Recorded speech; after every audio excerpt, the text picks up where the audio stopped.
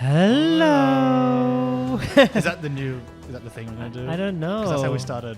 The other way, just going hello. Hello. Okay, well that's it. Hello. Horror Herald is hi, and this is Hobo. Hello. Hi everybody. My name is Leo. My name is Louis. Yeah. Yeah. And thank you for tuning in to the Who Herald. That's right, the Who Herald. Your new favorite, I hope, Doctor Who podcast, and the best podcast in the galaxy, I think. Oh, like the galaxy. Yeah. Like, what do you mean, like the galaxy? Yeah. Sorry. I just say, what? We didn't plan how we're gonna introduce this episode. We're so sorry. Thank you for listening in.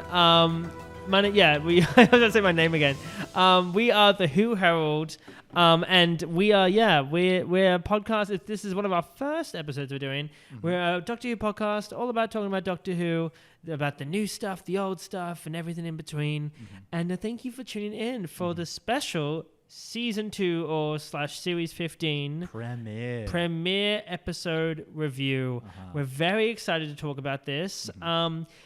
We might not introduce ourselves because we have an episode that you can listen to beforehand. We have an episode that's also on the channel, which is our kind of introductions of who we are and and I oop. And we also go through. It's a very fun episode because we do a March Madness kind of like tier rank of these monsters, of Doctor Who monsters. It's kind of like a bracket ranking of the monsters. So check that out. There's 16 monsters. We go through who's going to win in a battle. It's a lot of fun. Check it out. But I know why you're here. You're here for a cool little review on the new episode. Yeah, you just watched it and you're like, man, what is the internet thinking about this episode? And you must have searched it deep to find us. Hello. Yeah, hi. And we're going to give you our thoughts on the episode. To give a little bit of context, should we talk a little bit about a little quick mention of what perspectives we have? Oh yeah, okay. Because we have the other episode, and we're not going to do this too much. We thought because it's one of our first episodes, we might do that. Yeah. Well, basically coming from my perspective, so like we both love Doctor Who. That's why we're doing this. But I come from a perspective where I've seen most of Doctor Who. I've seen a lot of classic Who. I think almost all of it. And I've seen, all of New Who and this. So that's my perspective. I mean, that's not going to really impact how I feel about this episode, but there's some stuff in this episode that I'm looking forward to talking about, how it kind of feels a bit retro in aspects. But that's kind of my point of view. And Louis, what's your kind of point of view, I guess? My point of view is that I've seen some old Who. I've seen like episodes, and I've seen the biopic with Adventure in Space and Time. I've seen that. That's great. But no, I'm mainly a New Who guy. I've seen 2005 to 2025. So 20 years. That's really my POV. So I'm really going to be basing on the Eccleston to Ncuti years, but with some perspective of old classic Who, because I've done my research. I'm not completely blind on old Who. I've seen the American movie.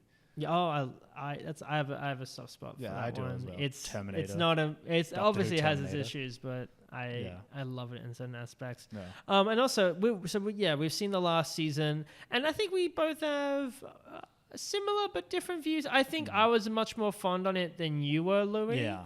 I think just the potential of it was really missed. Yeah, I guess it was a hard thing because this was meant to be like a relaunch, and I think just something happened. I don't think RTD wrote it to be a relaunch. I think that's just so kind of clear that it wasn't. Maybe like RTD came on, and then Disney was like, oh yeah, also let's maybe something was going on with the partnerships with Disney. I don't know exactly how it went.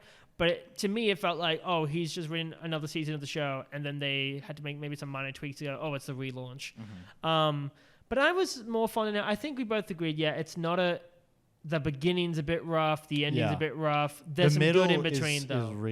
Is like solid, normal Doctor Who. Yeah. Like when Doctor Who's just kind of like doing its own, like by the flow, like kind of mid Doctor Who. That's kind of where that fits in, and extreme like Boom is like we both really loved Boom. I think that's probably one of my favorite episodes in a long while. At least of like that stands out. And also with the 60th specials, like I didn't love the 60 specials. No. I liked them a lot. I didn't like Star Beast, but the other two I actually loved. Like I felt like, I feel like I'm a kid again. So I feel like Boom was at that kind of level of the last two specials.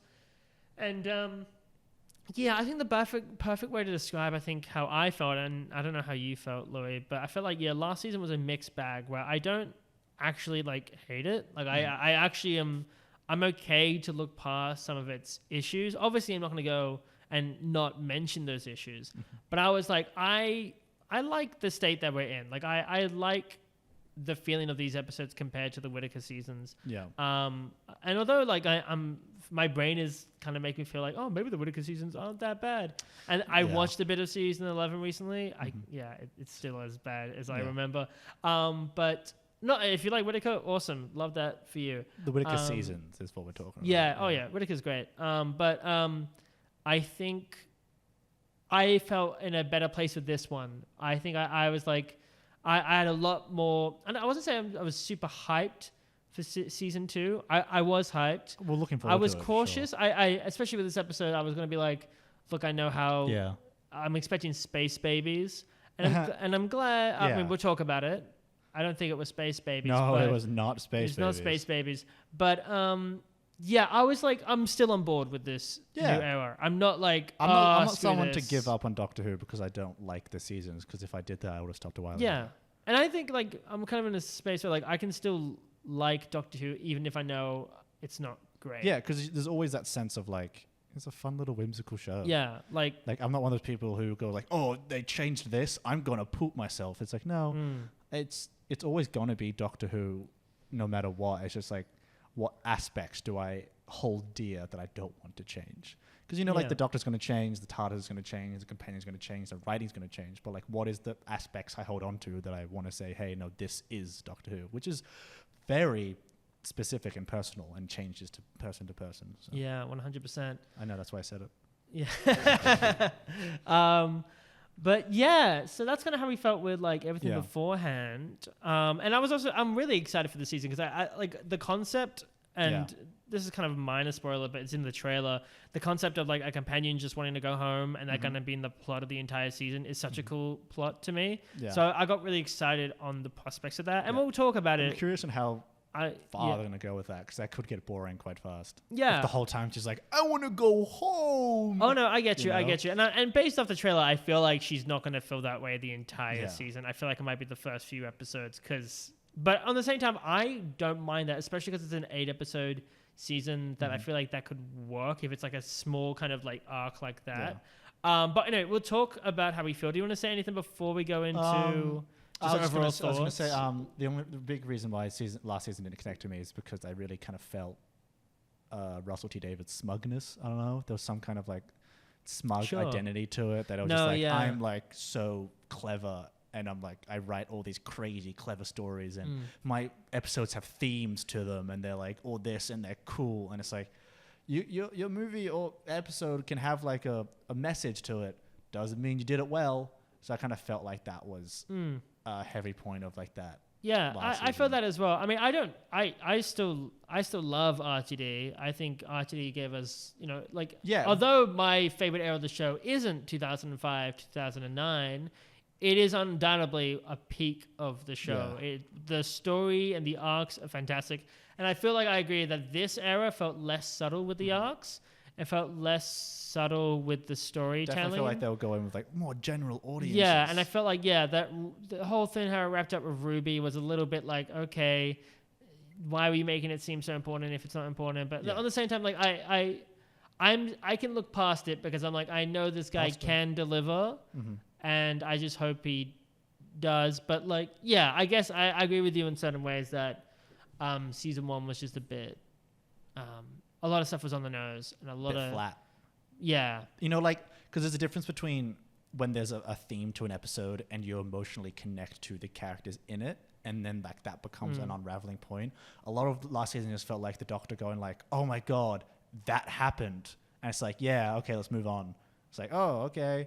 And that may lead into this episode a bit. Okay, yeah. I think, for me, I'm much more forgiving on things. I think there was like I actually. Although I have people who I know who weren't a big fan of like Dot and Bubble. Yeah. There's some stuff in Dot and Bubble that I actually really great. love and really respect. Yeah. But yeah, anyway, we'll move on. Mm-hmm. So overall thoughts. So before we begin, we're going to give our overall non-spoiler thoughts for the episode. And then we'll go deep into some positives and negatives. Sorry, what's the episode called? The Robot Revolution. The Robot Revolution, yes. So the Robot Revolution, Series 2, Episode 1. So overall thoughts, do you want to start or should I start? I don't mind. You can start. I liked it. I wasn't completely blown away. But that being said, I still, Archie, I know for, like, I think this is known in the fandom, and it doesn't mean we can excuse it. RTD isn't the best at openers. Like, it's kind of a thing where, like, the first episode is, like, he's just going to do something silly, and it doesn't always work, and then but the whole season's gonna be good. And for me, I was like, okay, as long as it's not Space Babies, I kind of set that standard pretty low. Not saying we have to set that standard low. It's totally fine to be critical. Yeah. But I was like, okay, yeah, please don't be Space Babies. And it wasn't Space Babies. It was actually a lot of fun. I actually enjoyed the episode. There was some stuff that was a bit on the nose, obviously. Yeah. There was some stuff that I wish they could have used that concept in a different way. There are some stuff that I was like, I don't know. But I actually came out going, you know what? That was, for a season opener written by Russell D. Davis, that was good. There's some aspects I like. I don't think it's an amazing episode, but I think it's a decent opener, and I think it works structurally well for the season. But there's some bits where I'm like, oh, it could have been done a little bit differently. But I like it. I like it enough. I don't dislike it, and I'm more excited for the rest of the season for that kind of stuff. But overall, yeah, I thought it was good. Good. Yeah, nothing to. There's some complaints, but like it's not to the point where I'm gonna go Doctor Who. Mm-hmm. It's just kind of, yeah, it's all right. Cool opener. What do you think, Louis? No, yeah, I thought it was all right. Were you expecting me to say I hated it? No, just... Oh, okay, because you looked at me like you were preparing yourself. No, yeah, you're just kind of like... You seem like you were concealing something. No, the thing is, like, there are parts of this episode where I have, like, pretty strong feelings about, but mainly this episode is pretty inoffensive in its actual story. It's a pretty simple story. Basic robot revolution, stop the revolution. And, like, it's got some, like, cool new aspects to it, cool new plot devices with the whole thing that's leading towards this main character, and things that are really quite interesting with that main character. I do quite enjoy the new main companion. I think she has some really good chemistry with Ncuti. There's some stuff that I thought was not the best way to go around some of her characteristics, but I kind of go around with that later. I just thought maybe she was a bit too snarky in some moments that did not feel appropriate. But the moments when she was snarky and it was appropriate really worked well for me, especially in the midway point of the episode. I think Ncuti is just always going to be like the highlight of an episode.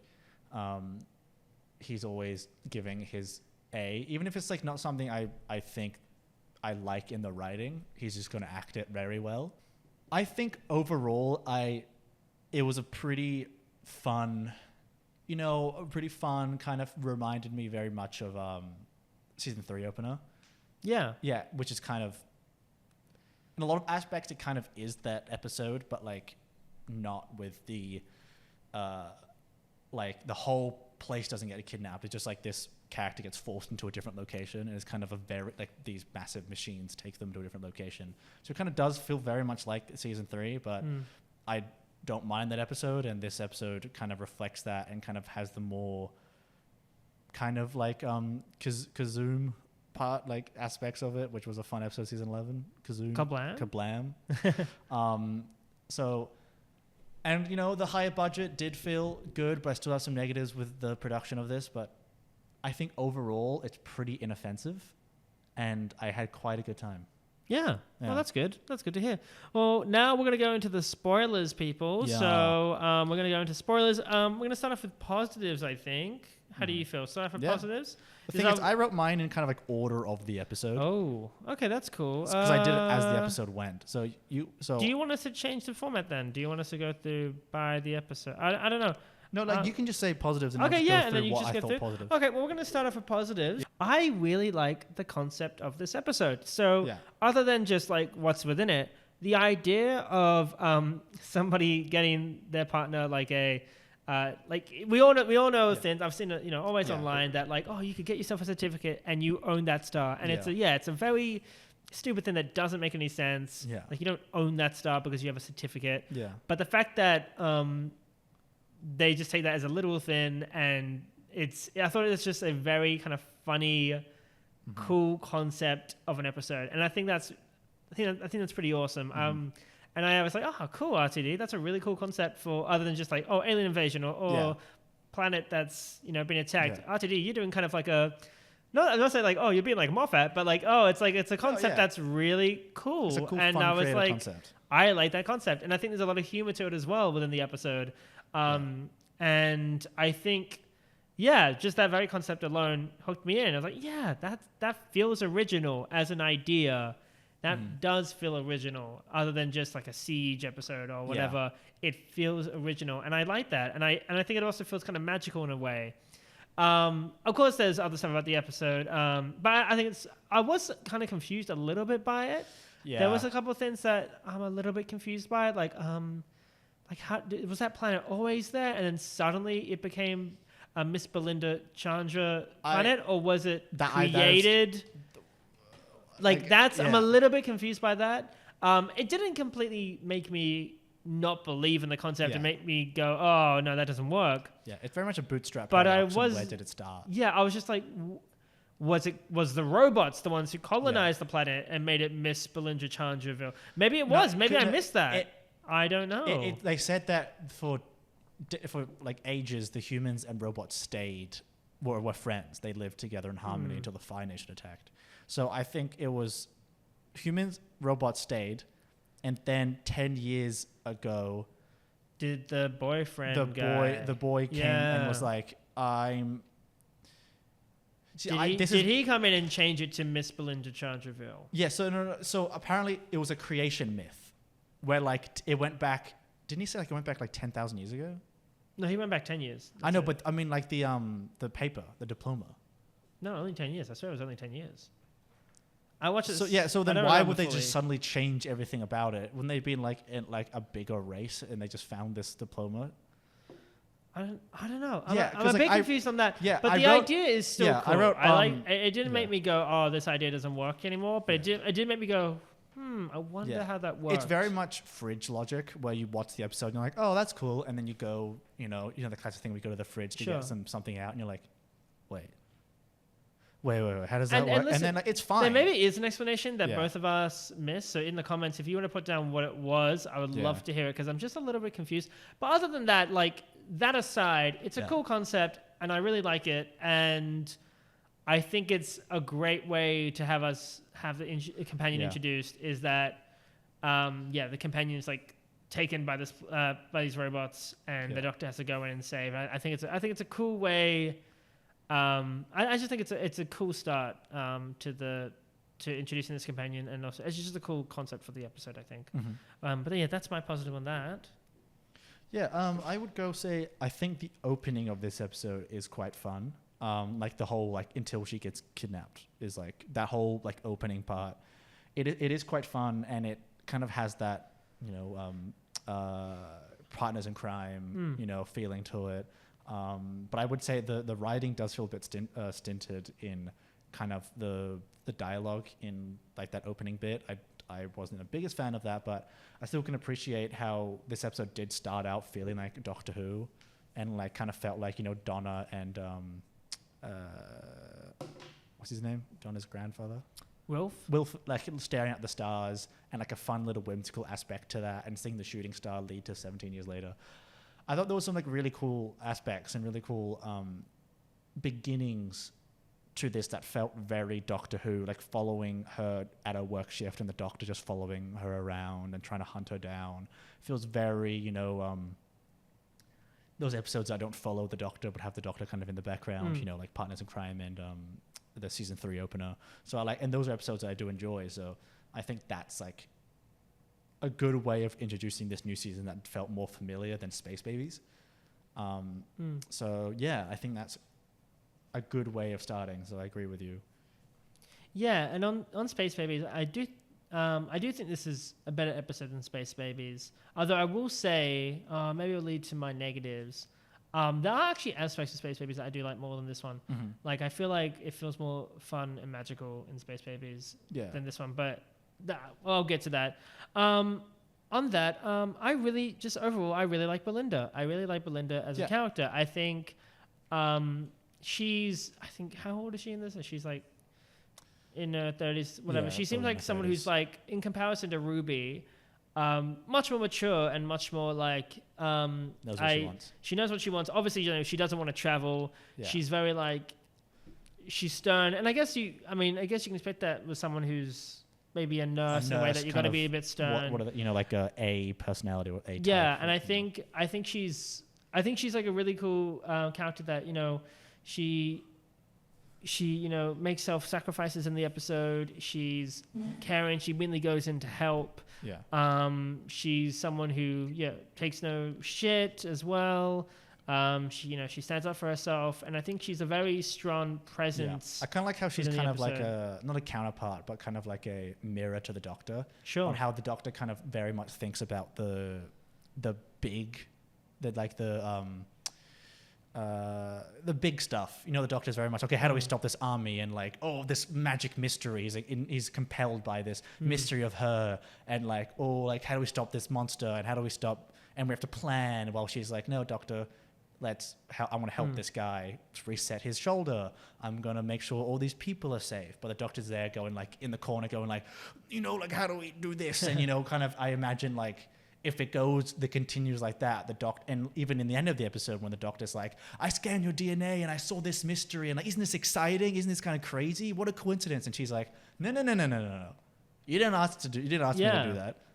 I didn't say yes. I don't want to be part of this. You don't just assume that I want to be part of this. Take me home. Yeah. And it's kind of a good, because usually like companions would be like, whoa, that's crazy. Yeah. You know, like Ruby didn't say that. Ruby was kind of like, whoa. And I did like how Belinda, like had that foot, that kind of backbone that other companions don't, that kind of counters the Doctor, but kind of gives that kind of support of the Doctor is the big picture guy. Yeah. And then she's the more like day to day, you know, wants to go to a next shift, wants to save the people now. You know, she's like, oh, I made this mess, I'm going to fix it now. Well, the Doctor's very much kind of like 10 steps ahead, but he doesn't think about the steps right in front of him. So I think she's like a really, hopefully it continues to be a really good counterpart to the Doctor. So, I agree. I like that scene where she's going like, no, you didn't give me, there was no permission for that. And I think that's, it's something that feels so different in the show. Yeah. Like it feels like something that's, as I was saying, other companions wouldn't care so much. And I like that. And it feels weird though. Like it feels weird having this combative energy. Like I will say, like I felt like, oh, this feels like new territory for the show. It feels darker and less homely in a way. Like it made me go, wait, is the Doctor kind of, obviously he's not kidnapping because he's like, oh yeah, let's go back. But it makes you go like, oh, I haven't seen this before, and I wasn't prepared for this. I was like, oh wow. Also, I was prepared for this, but like I was just like, oh yeah, it does feel kind of weird. But yeah, I do like how she's standing up for herself, and I do like, and I'm glad they did that scene right away. I'm glad it wasn't like the Doctor hiding, like going like, oh, I'm gonna see what the connection is throughout the season, like it was with Clara. I'm glad they just got that out of the way. I'm glad they just got like the ancestor stuff out of the way. Like it wasn't, we're not doing another Impossible Girl stuff. I'm glad that was like, okay, we're just acknowledging that, she was in the show before, like the actress. Let's get that out of the way so it's not like a big thing in the season. I'm happy for that. Because I really didn't, I'm sure like a lot of fans, while I like Clara, while I don't dislike the Impossible Go arc. I kind of like it. I'm sure a lot of people didn't want this to happen again. Yeah. I'm sure people didn't want although that being said, the whole arc of oh, you and me are meant to be together. We have this life I saw in the future. I feel a bit weird by that. Yeah. But that being said, I'm not gonna like a wolf imprint. Yeah, it felt better. Yeah. Yeah. Thank you for the Twilight reference. Look, I'm not gonna, because this is episode 1. I'm not gonna judge it right away, right now. Mm-hmm. I'd like to see how it develops. Yeah. But I do kind of feel iffy about that. But that being said, I just got to see where this direction is going. I don't want to stop a creative decision right away in the first episode. I want to see how it's gonna go. Mm-hmm. So I'm not going to judge it yet, but I'm glad they got that scene out of the way. I'm glad they got that acknowledgement. Oh yeah, you the actress was in the show before.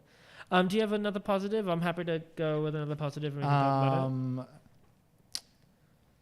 about it. I said this kind of before. I like their medical bonding moment when they were bonding over which body's better, and then there's oh, if we go down that road and talking about the hearts and the different kind of that kind of, because they're both very smart people, and I like and fun. The chemistry between them is very good, and her sass does get better. I think at the start she has this sassy moment of you aren't doing very well saving me, and another sass moment she says later on, and I'm girl, shut up, and I'm what are you talking about? Just it's one of those moments where the survivor is being all quippy of oh, you're not doing a good job at saving my life, and it's don't say that. I just chalked it up to she just being stressed and not wanting to be there, and oh my god, I don't want to be here. I want to get out of here. No, but that being said, I guess it's not the doctor's fault. No, it's not but she. I mean, when she's being saved the first time on the throne. Okay, yeah. Yeah, she goes well, you aren't doing a very good job, and I was shut up. I was I didn't want her to be that character.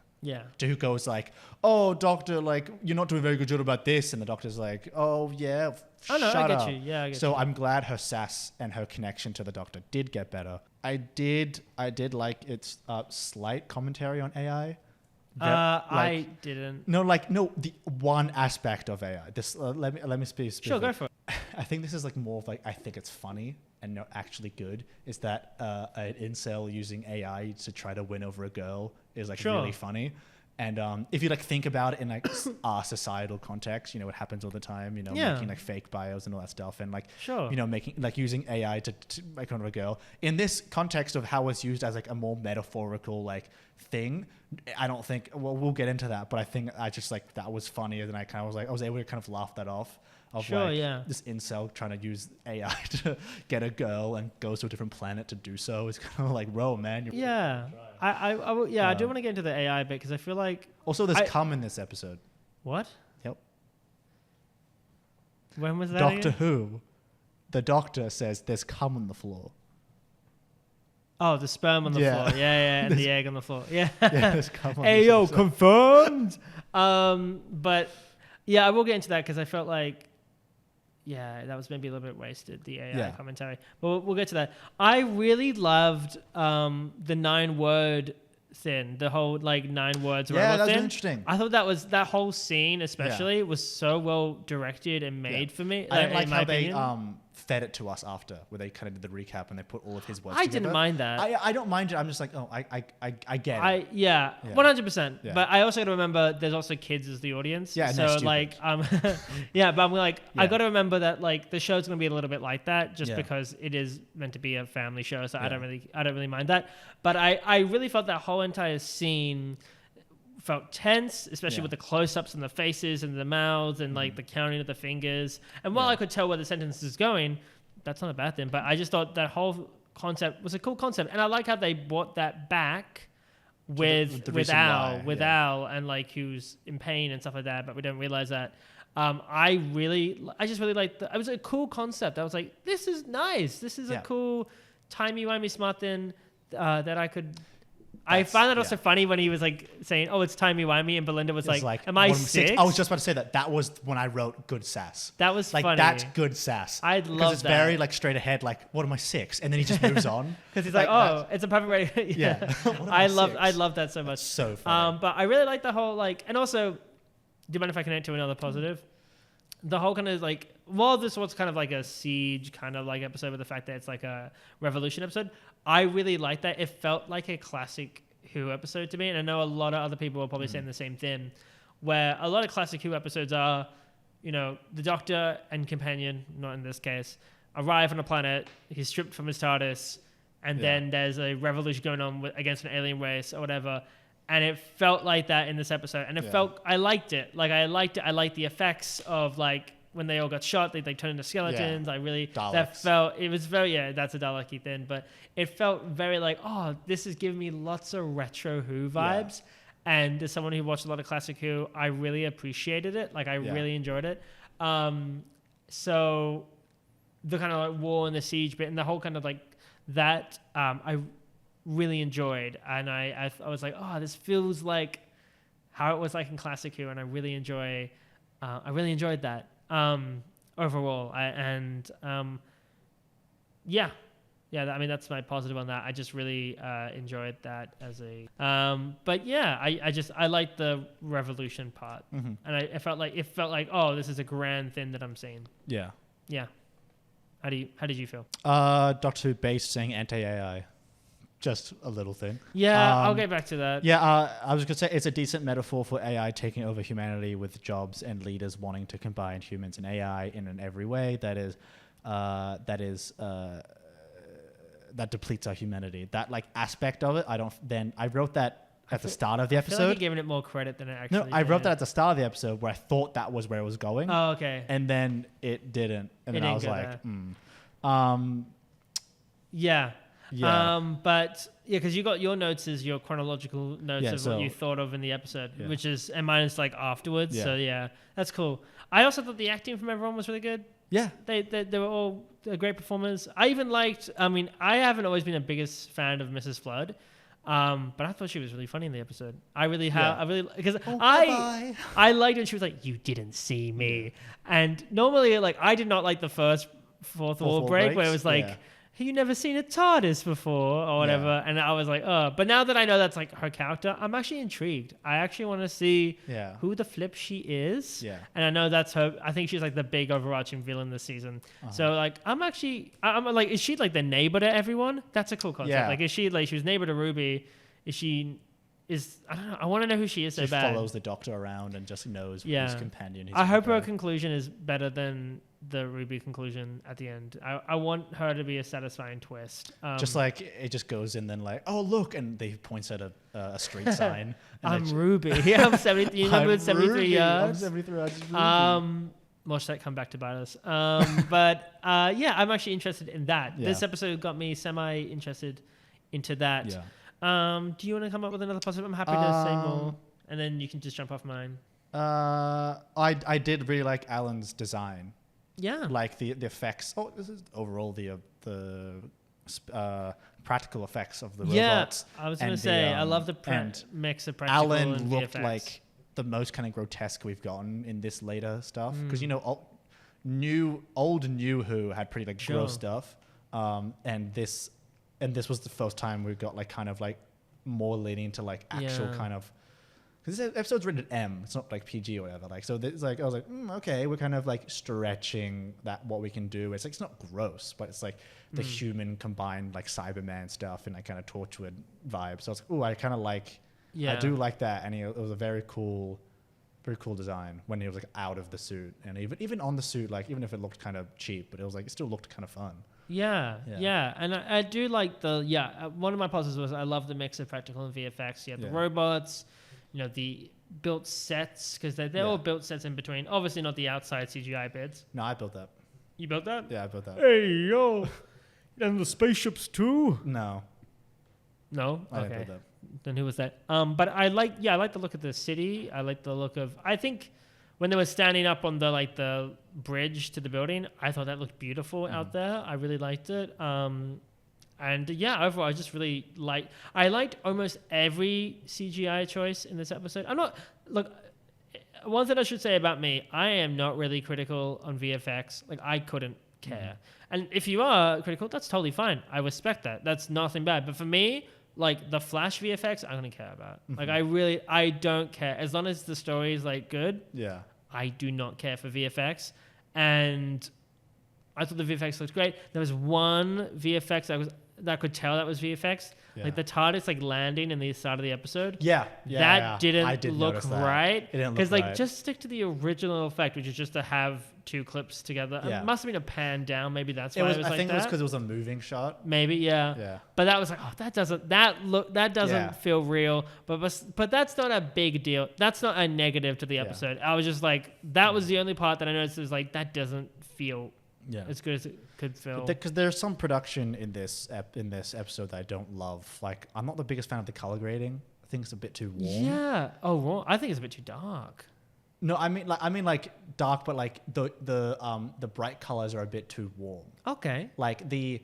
I feel like the green. Yeah, the greens are very like kind of warmy, and the oranges are very vibrant. I feel like Doctor Who should have a very like minimal color grading to that effect, because it makes every location kind of look very similar. If every location is color graded the same. I think a lot of Doctor Who fans all got like different favorite looks of it. Like for me, I like it when it's bright and colorful. Yeah, that's what I love. Like that kind of like, you know, how it kind of looked in like Series 5 or how it looked in. And that's why I think the production of this doesn't work extremely well for me. I know this is a negative, but it's not the biggest negative. It's more, I think the actual practical effects of this is really good, but how it meshes with how this new season is filmed and how it's color graded and how it's like HD, you know, 4K, you know, blah, blah, blah, like everything's so high definition. I think the aspect and the kind of more retro tone they're going for doesn't actually mix well with the super high budget VFX and like CGI work. Kind of like makes things kind of like when things look bad, you can tell they're really bad because the practical effects look really good, or even when the practical effects are really bad and the VFX are good. It's kind of this weird balance of when CGI was bad in like David Tennant seasons, that was fine because everything kind of felt the same. But in this new season, when things were like not great visually or practically, it was much more obvious to me because of how high production value it was trying to look like, how cinematic it was going for, which is fine. You know, it's trying to make it look more expensive than it actually is, because I think people assume that this is like a really expensive. It's not.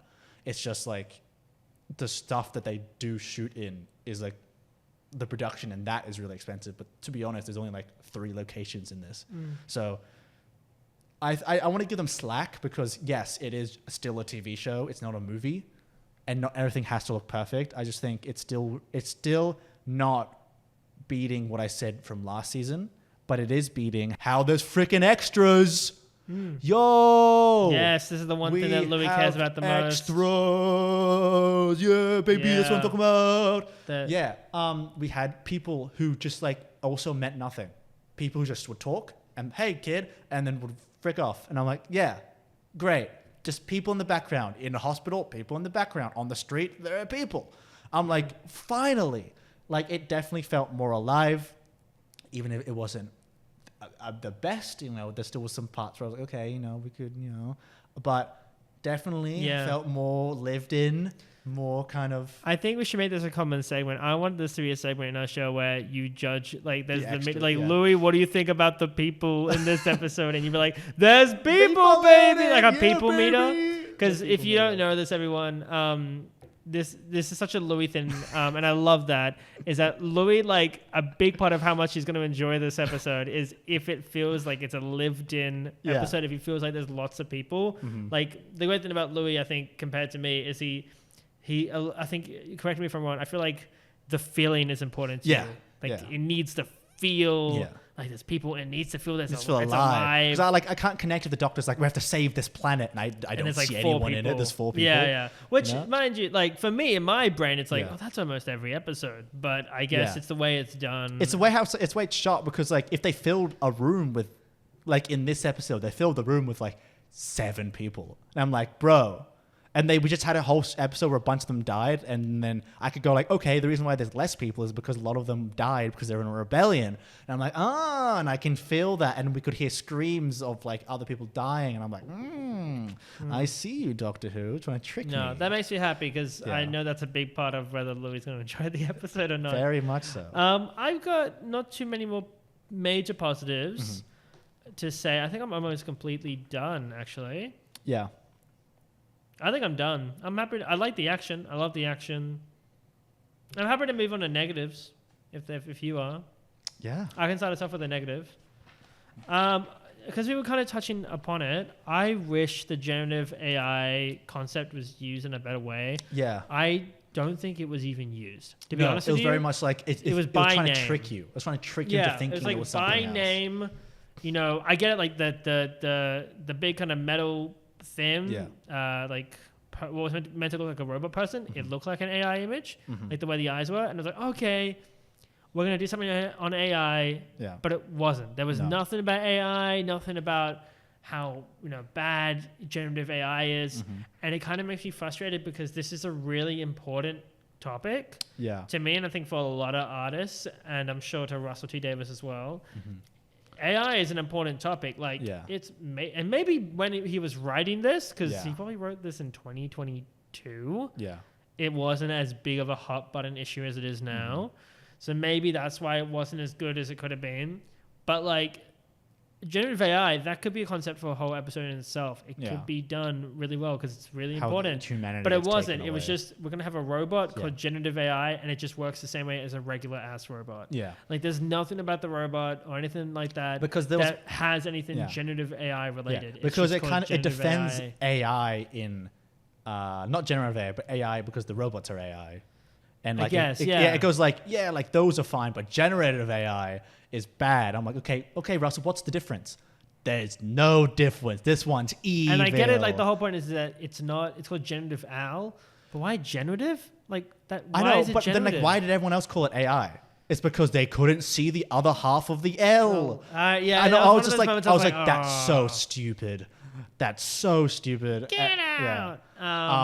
Yeah, and I think it very much was like, it's going to make you think it's going in one direction, but it goes in a different direction. Where I think he was going for, it's not AI generation itself, it's the people that use it. So it's trying to make, what's the guy's name? Alan, the bad guy. Like he's the one who's using the generative AI, but like, what is the AI he's using? There's no generative AI. It's just a villain called generative AI. It's confusing to me. Yeah. Yeah. Want me to go into a negative, or do you have any more? Sure, you can move on to a negative. Yeah. A Manny. The piece of garbage. Manny. The other soldier who's like, it's all your fault. Yes. Hate him. Yeah. So useless. Manny, what did she do to be as bad as the robots? He's really like, you're just as bad as the robots. How? What did she do? I think there are going to be more explanations there. Like, if Alan, was... Like, maybe there was something that we missed. Maybe, like, Alan was going like, I'm doing this in Belinda's name. Nope. Or I'm doing this for Belinda. No, I just put marrying you because of this. Yeah, Belinda. Like, if that was more in the episode, I can understand a little bit of his hate. I just felt like... And he starts off going like, you better be worth saving. And it's like, okay, I get that, some of your people died, sure. But then out of nowhere, him just going like, you're just as bad as the robots. Yeah. I'm like, in what 10-minute time span did she do to make her as bad as the robots that are literally killing you and all she's done is run around? Like, she hasn't done anything. Like, I get the first quote of like, you better be worth saving. Sure, I get that. You lost people. But that second line is not led up to any significant way. There's like... This goes into another thing with the pacing of this episode I did not really like because it doesn't really stick on an idea long enough. Like the AI thing, even the incel thing, like it doesn't stay on. I will go deeper on when we actually talk about that. I do think the episode is pretty fast-paced. It's pretty fast-paced. It doesn't linger on like a specific villain or specific aspect of it. So we don't really get to have Manny grow this anger. It's just one scene. He's literally in 3 scenes. And the second scene is like, I hate you. And the third scene is like, I love you. So yeah, I agree. I don't think there's much time to breathe in this. And that was going to be one of my negatives as well, is I do feel like the episode was just moving pretty fast. And I even wrote, Manny, you were here still fighting them before she arrived. Why join the mission to rescue her if you hate her already? Like, I don't get it. But yeah, so that's one thing.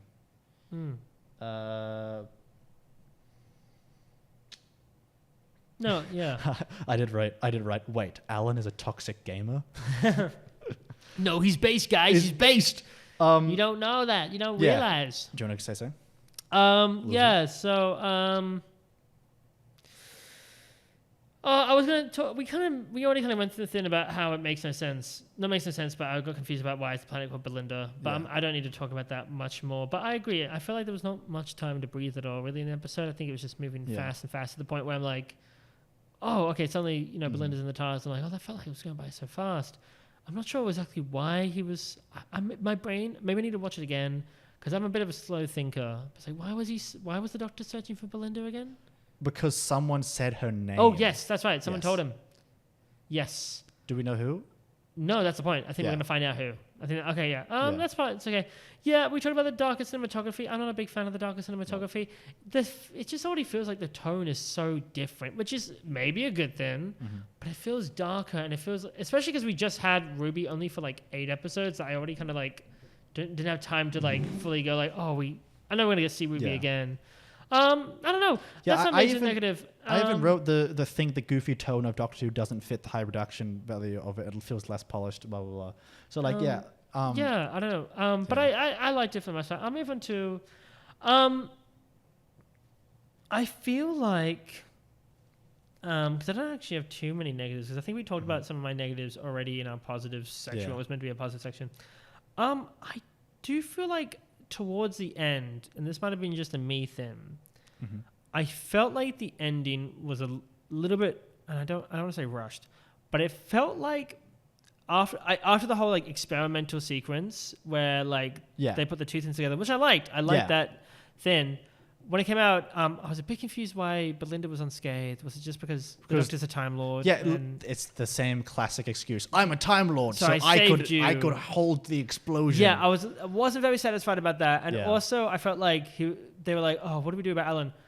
Oh, he's a sperm. Yeah, he is a sperm now, and then he got cleaned up by the robot, which was funny. But I was like, that felt very like, I'm making a game. I'm playing games with my friends, and I'm like, I'm gonna come up with an ending to a bit. Yeah, it's like, and then that person turned into that. Yeah, it's like you're playing D&D, and your players like went on a completely different direction, and you're like, oh, he's. It didn't feel natural, but I feel like if there was like a shot, like if there was one shot of, obviously I don't want to see a shot of sperm, but like literally, if it was a close up of him like acknowledging it, that would make it seem like it's more of a conscious choice. It didn't feel like it was just a random thing that just happened. It's like, oh yeah, his sperm. Yeah, like it felt very like. Well, I don't hate it, and it's not going to make me hate this episode. It was just kind of like, oh, that feels kind of iffy to me. And connecting to that, Ncuti Gatwa was always amazing. I love Ncuti Gatwa. But there was some bits towards the end where I felt like it was a little bit unnatural with the Doctor. Like him doing like the leg kick and shouting like, Yas Queen, which was him. It was very him. It didn't feel like... I don't know, maybe it was an acting thing. It didn't feel like he was actually excited. It just felt like I'm going to do like a bunch of... It felt like maybe Ncuti was tired, and then the director was like, do this, and he was like, fine. It's like, it seemed excited. Like, I don't know. I don't know. About that just didn't feel natural to me. There's something about like towards the end where he was like screaming with excitement and doing a leg kick that I was just kind of like, this didn't feel natural to me. But that being said, because I'm trying to think, I'm trying to think of, obviously no other Doctor would kick the leg up and go Yas Queen other than Ncuti Gatwa, which is fine. That's like that's it. Peter Capaldi, yes, he would. Yas Queen. He totally did that. But I feel like when I close my eyes, the Doctor has never been this. I don't know. Yeah, it's not that much. It's a nitpick. That's not a big complaint. But that being said, I still thought Ncuti was great in the episode. Look, I don't have much more negatives to be honest with you. So if you want to take it away, I think mainly I'm just confused on what exactly this episode is like having a theme on. Sure. Because it says coercive I think coercive manipulation control was the main thing. And control. I think it was like toxic masculinity and coercive control. And coercive control. Which I think... Which is like, yeah, I get that. But I think it really should have had Alan be more prevalent in the episode. Like himself. Because we don't really get to see his coerciveness. And I saw it at the start. And I know we kind of did, but it does not like, we don't really like understand that's like what's happening in this other planet, because it's like, oh, you're controlling this planet, and it's like, oh, he's controlling the robots to kill people. that's not really coercive manipulation. I know, but him going like forcing the marriage and forcing this, like all that. No, yeah, I know. For the sake of Belinda, that was coercive. Yeah, control. I know. I get it. I it. think it was beyond just Alan as well. It was like the doctor being, we're taking, you know, doing stuff without her permission. I just think them just saying, a planet of incels. I was just like, cool. Thanks, Melinda. I didn't hate it. That's like, I get it. I think it's really funny. Like, if that's a funny name, I think that should have been the episode name, Planet of the Incels. But I don't know. I just feel like at the very end, it was kind of just like, I'm name you the whole theme of this episode. I'm like, oh, thanks. And even have a flashback of him being more coercive in the past when we see him actually propose to her, which kind of feels like, oh, we should have more of this, which I feel like the match should have been at the start. Yeah, I feel like the flashback could have been at the start. Yeah, so I think it kind of, the episode focuses on coercive control, and then focuses not on it at all, and then suddenly it's all at the end. So I feel like it could have expanded that a bit more. I didn't mind the theme, but I get what you're saying. Yeah. And it's very on the nose, which is fine. Yeah, I was kind of mean. I was kind of mean here. I said it was embarrassing, but it wasn't that. Damn. I know it wasn't that bad. I think when I was just watching it, I was like, "This is how we're gonna end the episode."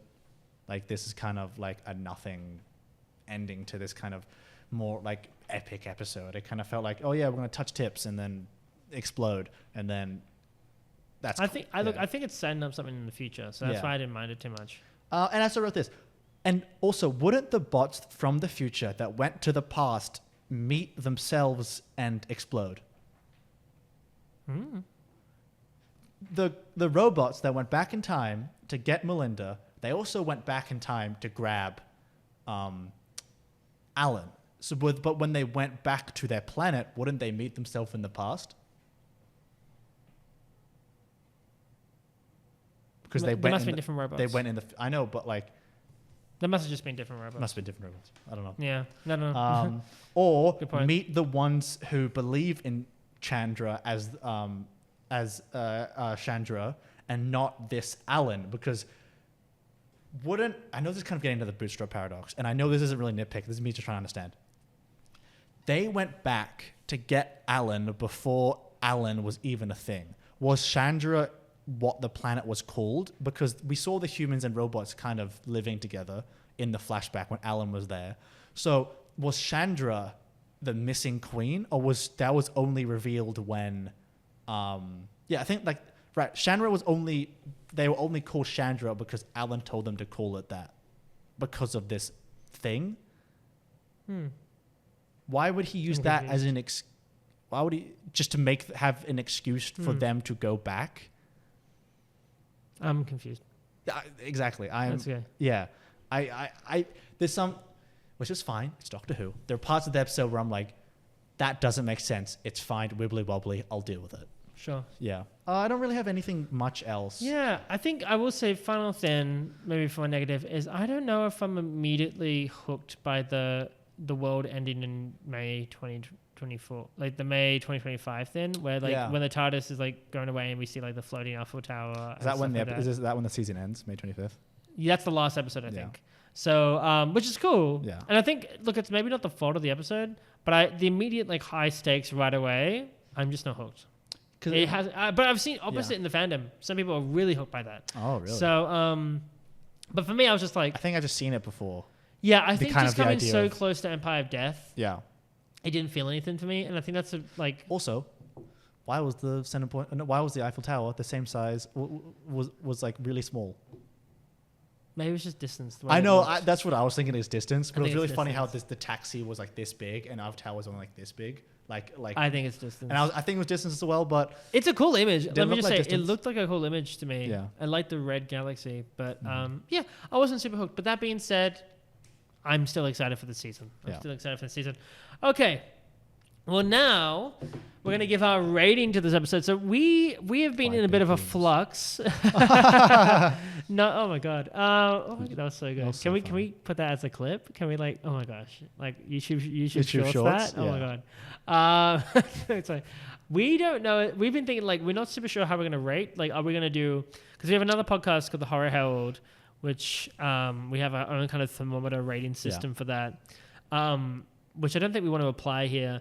So we've kind of decided today we're going to do, like, a tier ranking. So we're going to go, like, oh, it gets an S, A, B, C, D, E, F. Yeah. I don't like E. I don't think E is part of it. But... we're going to do that for now, but we might do like star ratings next time, whatever. We'll figure out. So we're going to give, I guess, just a tier ranking. And by the end of the season, we'll have a tier and we'll see if we want to change it maybe. Yeah. But basically, so I'm thinking, you know what? I'm going to be positive with it. I know what I'm going to give it. I know what I'm going to give it. Do you want to go one by one? Okay, I go first. Sure. C. I think it was just average.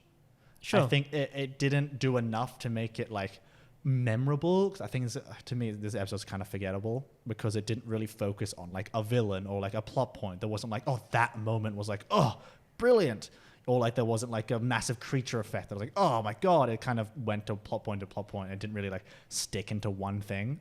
So like it's just to me like I'm already kind of forgetting what happened in this episode. But even Space Babies had like the booger creature, and that like sure like it's not. I didn't like it. At least I remember it. There's some stuff where I'm like it just wasn't memorable enough to be like a more of a B. But I think C because at least it wasn't terrible like Space Babies.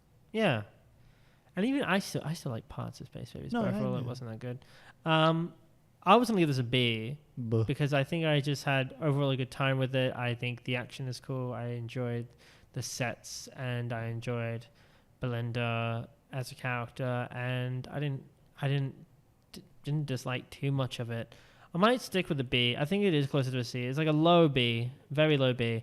But I think I just enjoyed it. I liked it. I liked it. I was like, okay, cool start. It wasn't an amazing start. No. But, in comparison to some of RTD's openness, this might be one of the best, if not the best. I don't think it is the best, but it's one of the best. Yeah. But, yeah, I'm giving it a B right now for me. So a B is what I'm giving it. So a C and a B. C and a B. BBC. Baby. And that's it. So that's our review. Yeah. That's our review. Sorry, it's been kind of low energy right now. I think we're simmering off. But back to the high energy. Look, that's our ratings. I want to know your ratings. I want to know what you thought of it. I hope you enjoyed this. Thank you for listening to this episode this far, if you've been listening to it. Are you excited for the new season? No. Yes. Louis, they're not going to listen to our episodes if you go, no. No, I'm excited. I'm very curious on where this is going to go. Yeah. We're going to the 50s. We're going to the 50s. Lux looks so cool. The next time looked cool. Yeah. In the trailer. Like, I think this is the episode that's like, oh, heck yeah, I'm excited for. Yeah. I think it's the most flashy looking one so far. But I'm very excited. So next week, or whenever, I don't know when this is going to come out, pretty soon, you'll see our review for Lux. But yeah, B and a C, a good start for the season. I think it's for Doctor Who. It's a good start. Yeah. Anyway, please listen to our other episode. The monster one that we did was a lot of fun. We did, we're not going to say who won, but I hope you listen to that, and I hope you stick with us for this upcoming season. Very exciting, very exciting. Hopefully it isn't the last season of Doctor Who. Fingers crossed, fingers crossed. It'll go back to the BBC. Well, yeah. We'll see. Anyway, thanks so much, gang. Thanks so much, Whovians. And we will see you in the next episode in the coming week. All right. Goodbye. Goodbye. Goodbye. Next time.